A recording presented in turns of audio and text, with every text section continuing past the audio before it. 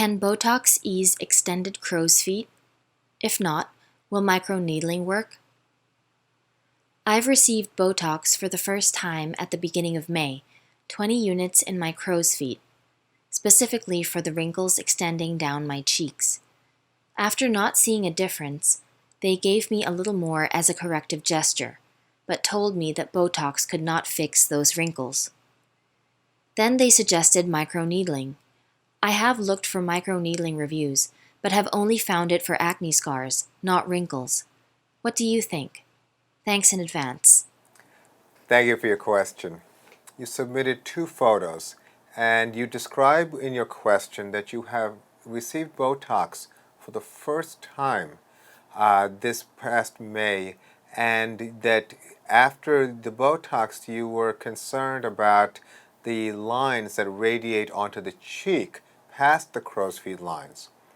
Now, the people who performed this for you did perform an enhancement, but in addition suggested microneedling. So you're asking about the benefits potential of microneedling for these extended lines outside of the crow's feet lines. Well, I can certainly give you a lot of guidance with this question. I'm a board-certified cosmetic surgeon and fellowship-trained oculofacial, plastic, and reconstructive surgeon. The frustrations people have with wrinkles around the eyes that go beyond the eyes is something I deal with every day in my practice.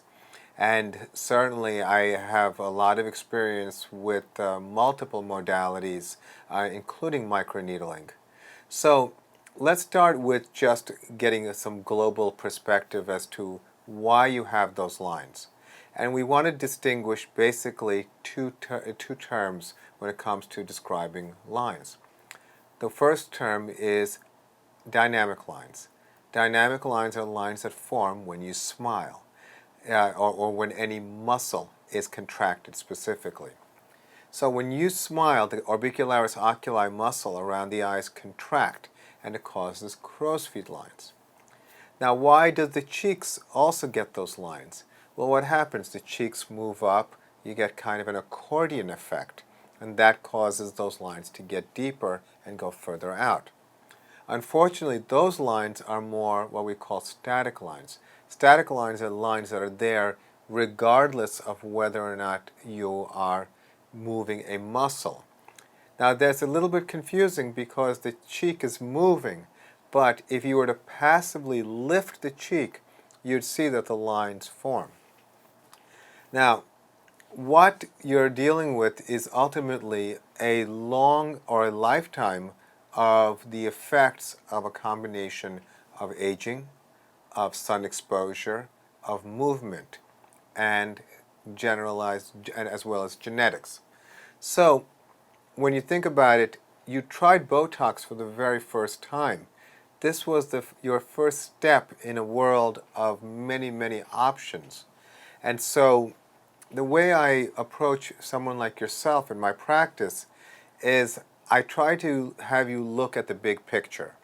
Very often I'll take a patient's photo and I'll put it up on the screen, and I'll look at it, I'll look over the photo with them and go over in detail what the different issues are. It is very common, it is very normal to focus in on one specific area. But when you think of the global appearance of the eyes and the cheeks, what else would I suggest you consider evaluating? Look at the hooding over your eyes. Look at the lines beyond the cheeks. Look at the lines throughout the face. Think about a solution which is more comprehensive. You chase lines, you will be frustrated. But when you understand the dynamics of what the intention is with all the different modalities we offer, then you can get a sense of how to strategize and what your realistic options can be. So they recommended something called microneedling. Microneedling creates little openings in the skin, and the depth can be controlled. Now, the point of microneedling is these fine injuries at the epidermis to dermis level can stimulate a collagen response. That is what you want to help improve the wrinkling. In other words, there's a loss of collagen in the area called the dermis, the backbone of the skin. But what about the epidermis? Well, the epidermis probably would benefit from some type of resurfacing procedure.